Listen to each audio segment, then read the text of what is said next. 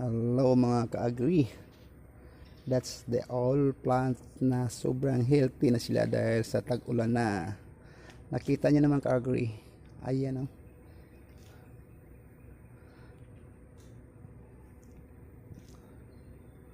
Fresh na fresh sila. Gawa ng tag-ulan na naman. So happy sila. Lahat na tanim natin ngayon nabubuhay gawa ng tag-ulan na mga kalods. Ayan o.